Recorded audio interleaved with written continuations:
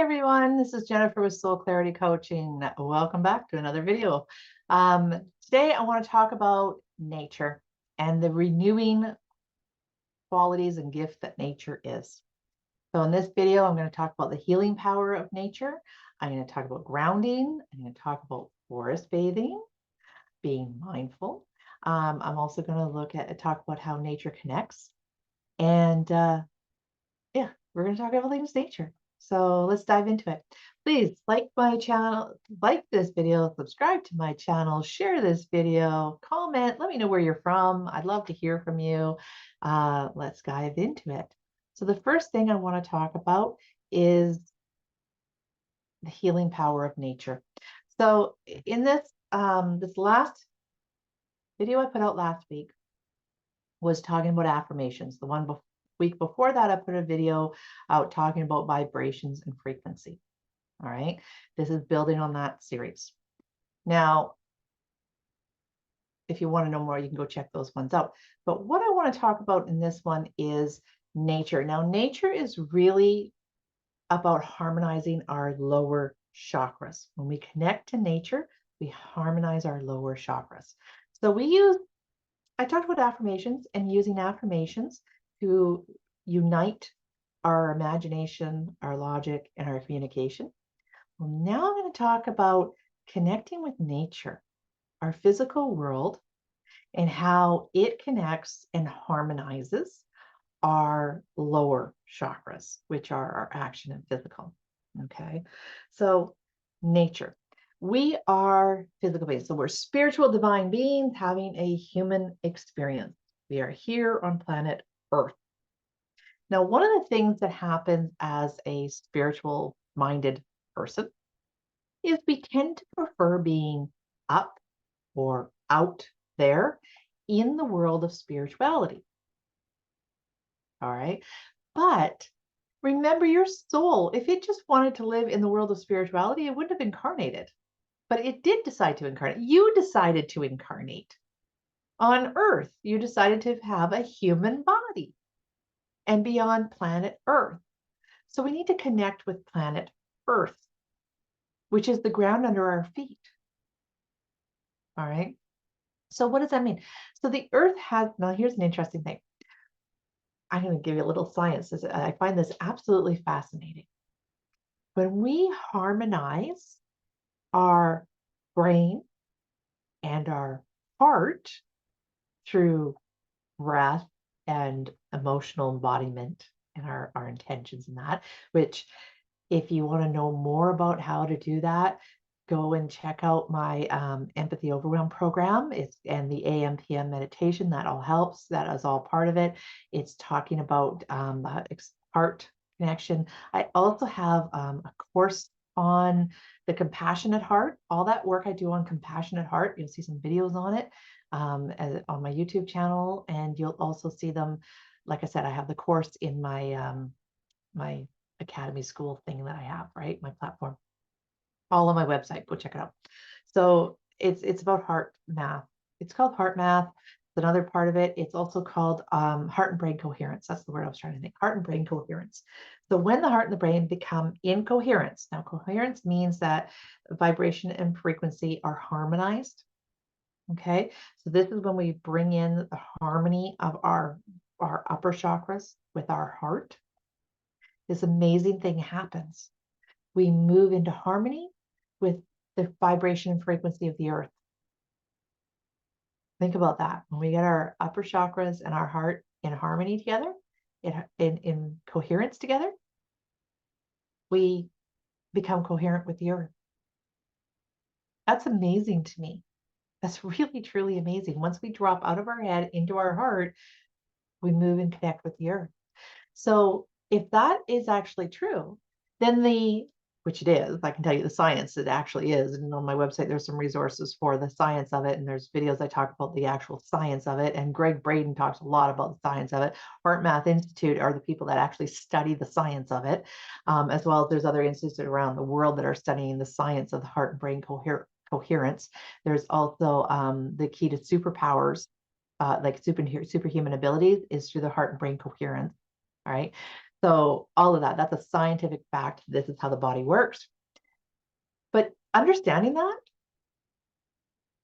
we should be able, if we can go from the top down and harmonize with earth, then we should be able to have the earth connect with the earth and harmonize upwards, right? So if you're having trouble and you're one of these people that spins around in your head a lot and you have a lot of thoughts and you're like stuck, maybe you can't make a decision, you don't know how to move forward in your life, you don't know what decisions to make, what choices to make. I can't visualize my goals. I'm not manifesting. I don't know what to do with myself. What do I want out of my life? All these questions. Who am I? Right? All these questions that we run around in our head and everything.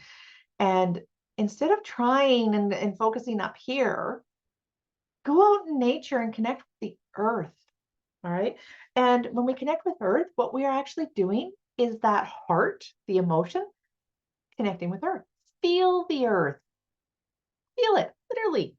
Put your feet in the soil, put your hands on the soil, and feel the earth.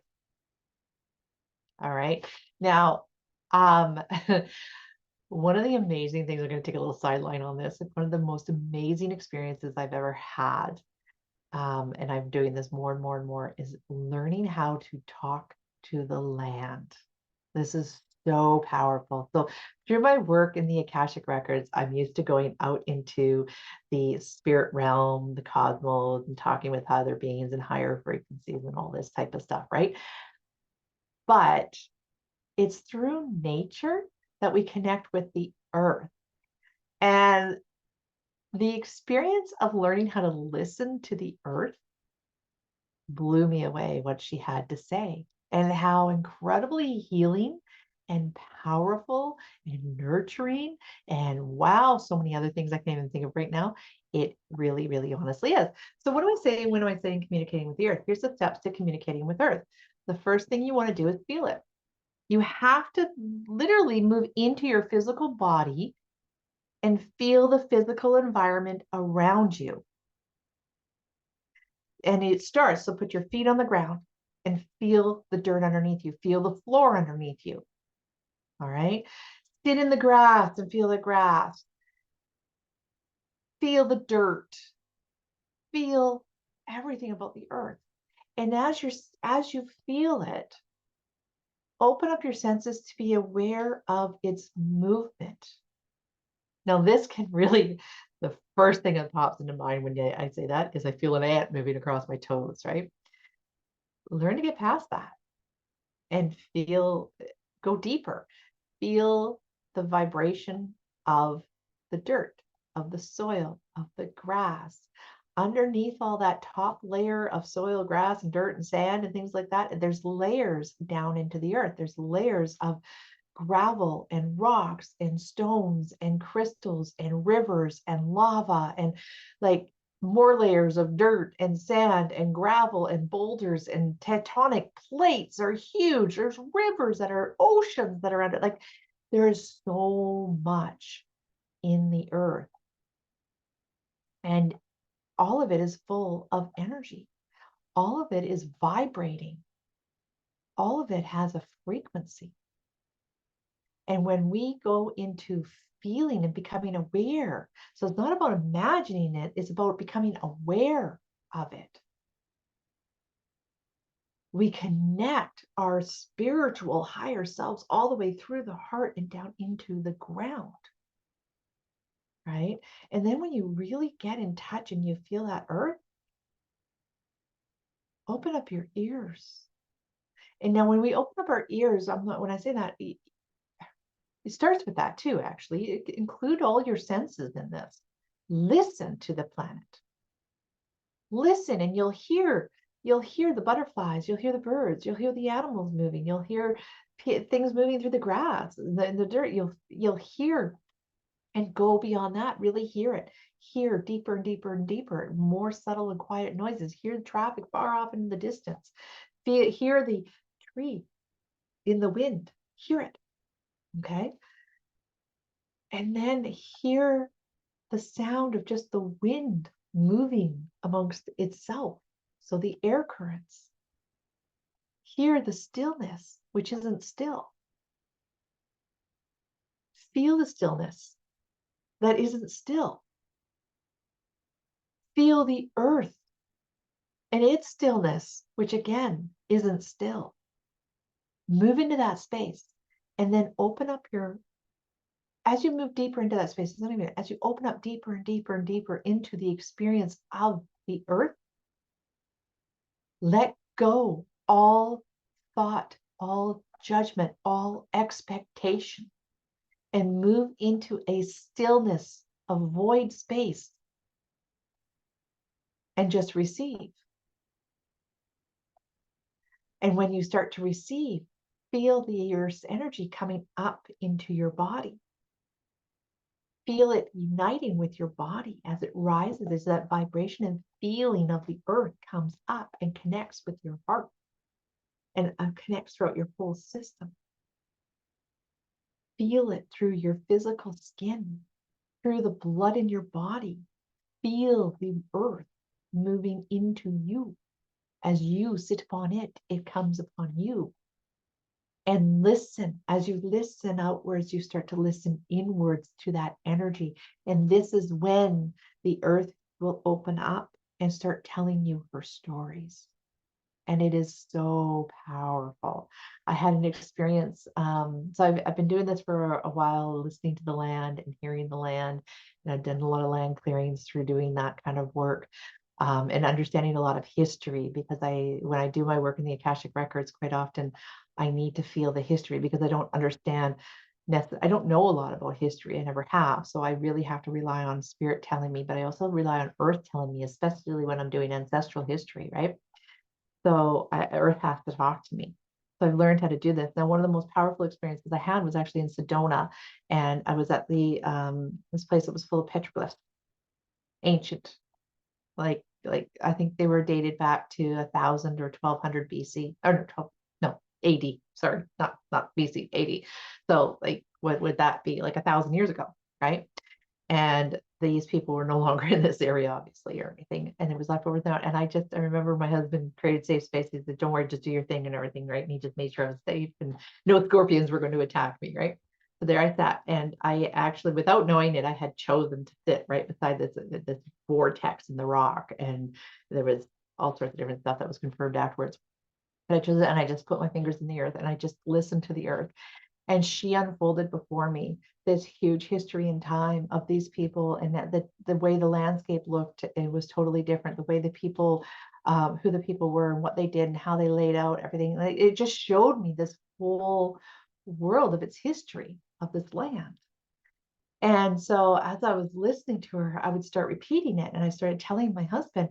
And then the park ranger that was overseeing the area, slowly the crowds kind of dispersed and the park ranger moved over to where we were, and he started listening to what I was saying, and he was in everything. And then after the whole event, I was just like, wow, I was just in awe. He came over and he started confirming the things that I was saying. Um, and like I was pointing out landmarks, like there was certain caves and how they were used. And these caves were like, you could not see these, like, look at the landscape, you had no idea these caves were there, right? And I told him exactly where they were. And he's like, I've explored over there, and you're right, there are these caves, right? And there are these images in these caves. Like, he confirmed so much of what I did and everything. And it was all what the earth told me. So it was a really, truly confirmational, wonderful, amazing experience. And I encourage you to do that. Just connecting with her and some listening to her. Now I have this video, so I think I got distracted on this video from my goal of what I was going to do. So the healing power, okay. So the healing power of it.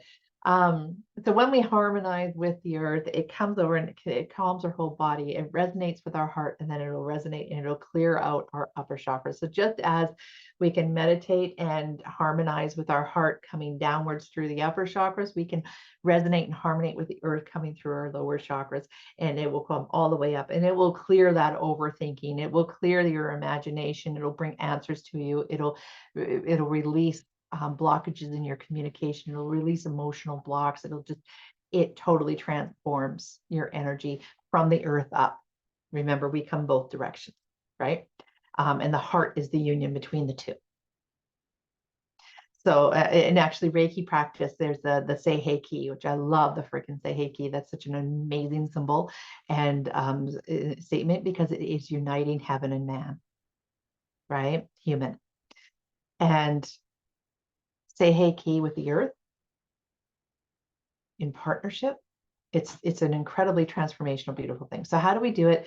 I explained a long version here, but grounding is you want to feel into the earth. You want to feel it physically and with all your senses. Start with the physical, start with your skin touch, skin to the dirt touch, move into the sensations through your skin, move into the, what do you hear? What do you see?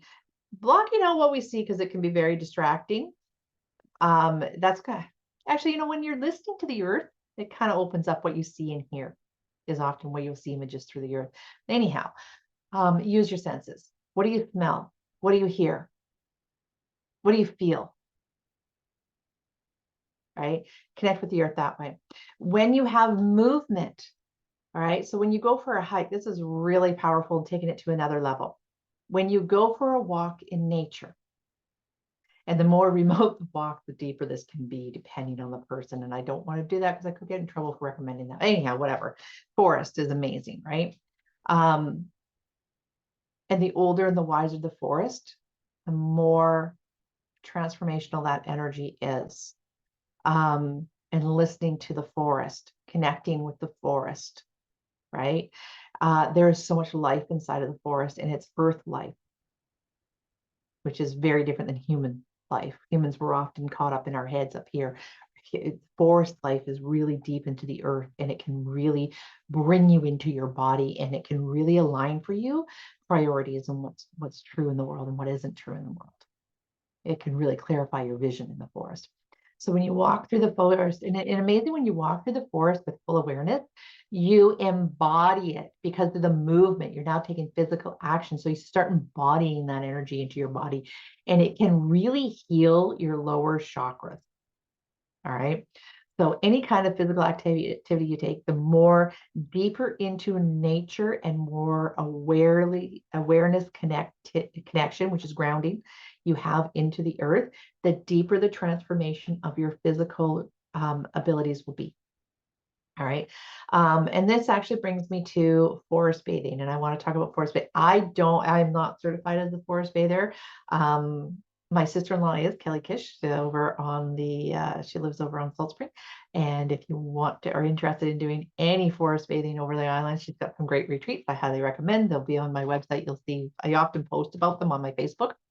But so forest bathing is truly an amazing experience. When I first heard about forest bathing, I'm a very big skeptic. So the first thing I think I did is roll my eyes and went, whatever, it's called a walk in nature.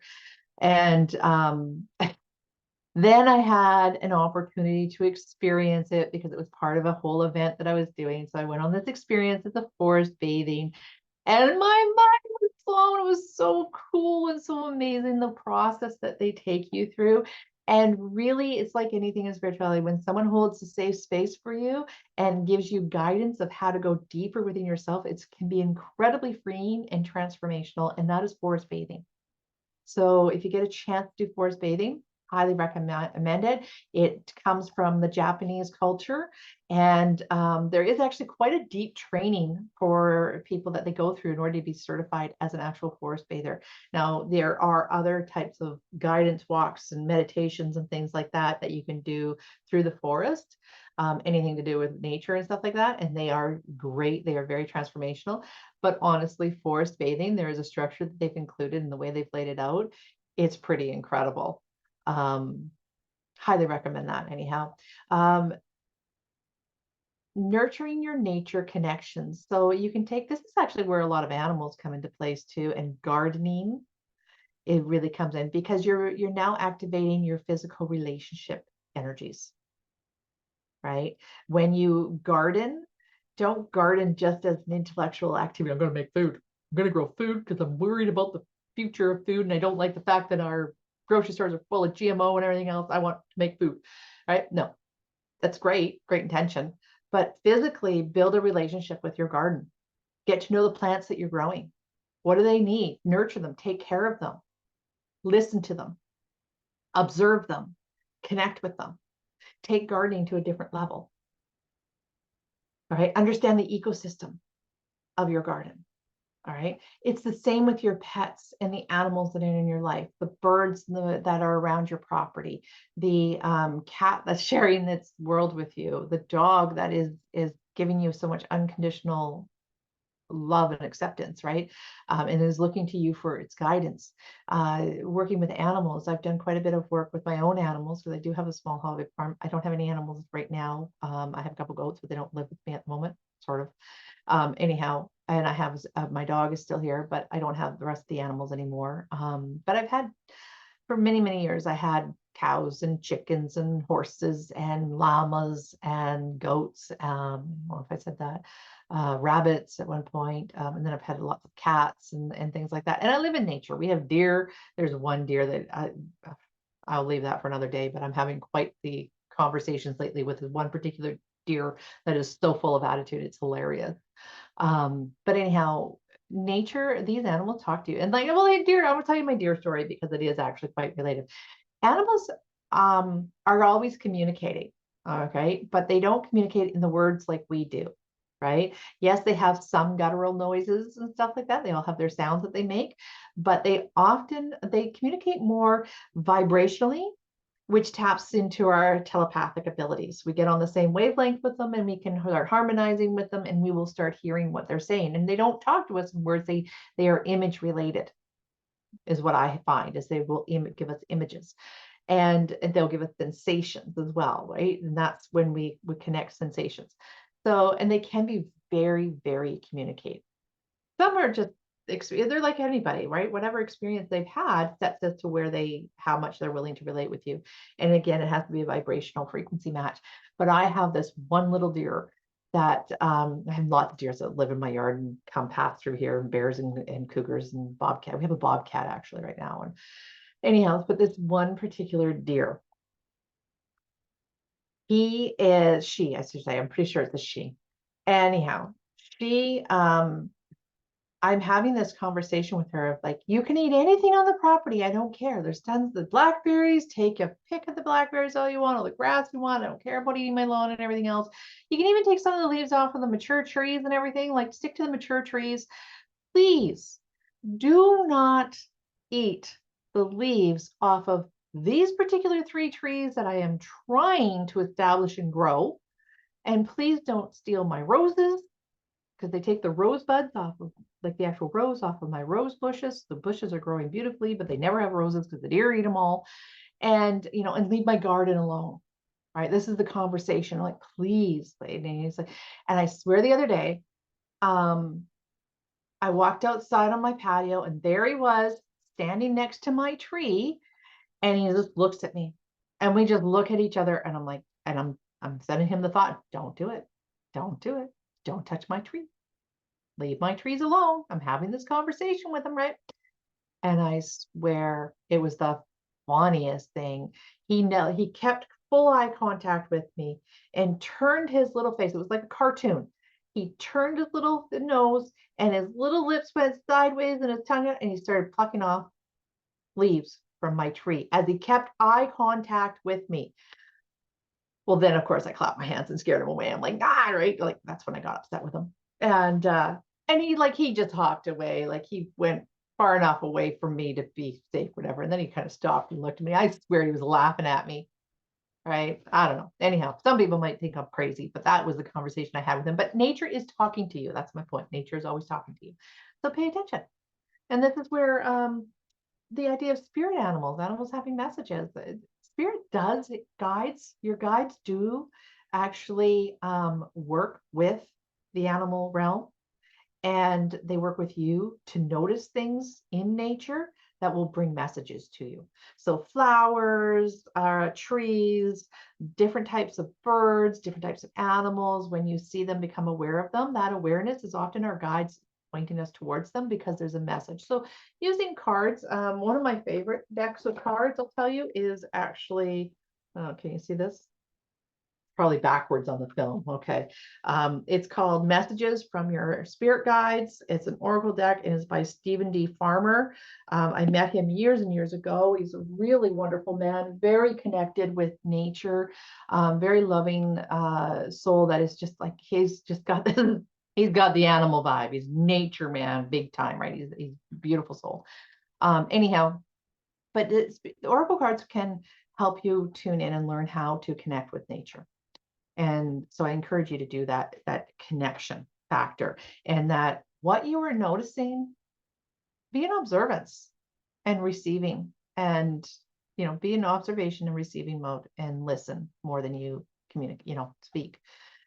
Anyhow, that's about nature connections. And what else? I think that's what I wanted to say about nature. Get out there and enjoy it in whatever way you can. If you live in a city, I will talk about this actually. Apartment buildings. People who live in condos, high rises, apartment buildings, whatever, when you're off the ground, the farther you away from ground, the less connected to the planet that you actually are. And so it's that much more important for you to bring those elements into your home, as well as physically get out into those elements.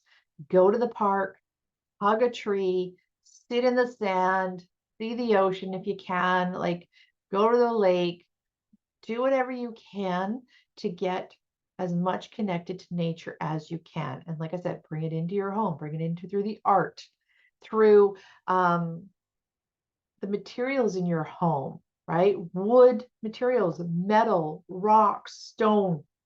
Those are very grounding building materials. Don't cover them up. Feel their rawness. The more raw they are, the more connecting to nature they are. Really important. I really believe that one of the biggest problems we have in our society right now is that our population is dispersing in such a way where we've condensed into big cities because of our economy, right? And convenience for that.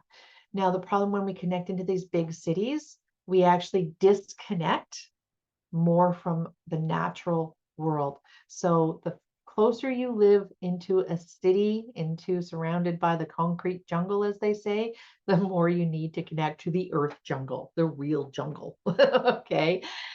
It's that much more important for you to bring those elements into your life every way that you can. Wooden beads are great to wear as bracelets, things like that. I used to actually have a set of wooden bracelets my grandfather made for me. Unfortunately, I don't know where they ended up, but I actually kept them as trinkets on my gear shift in my car when I commuted, and that was great. I used to also, and I still have it, I carried a chestnut in my pocket, and that was actually given to me by my grandfather. Um, Keeping a stone in your pocket, wearing stone jewelry. I'm not today, but normally I wear a lot of stone jewelry. Those are all earth elements, and the more we hold them into our body, the more it helps our frequency be here on earth, because it's really what your intention is to be here on earth. Again, soul clarity is about embodying more of our soul energy into the human experience. And it's all about having a human experience, raising ourselves to 5D that we're talking about, this raising the frequency into a new world. It's this new world, this higher frequency is all about encompassing more of our soul into our physical experience. And to do that, we need the help of nature in order to resonate with it and bring it all together in harmony. Otherwise, we become too disconnected. And it's one of the things I'll talk about in other videos. Just a quick mention though, the more you're up in the head and the further you're separated from the earth, you have to bring these two together, because that stretch can be extremely uncomfortable, and it can leave us spinning around up here with chaotic thoughts and unable to get focus. And then we go into the forest and we feel very heavy and connected, but then there's too much stretch, and it can cause a lot of stress through the system. All right. And these are often, this stretch can often be, ascension symptoms that a lot of people talk about. Anyhow, that's for another video. Thank you very much for listening. I hope you enjoyed this video. Please like and subscribe and share. I love you all. See you later. And don't forget, I do readings in the Akashic Record. If you want some help moving forward in your life, reach out. I'm happy to have a discovery call with you.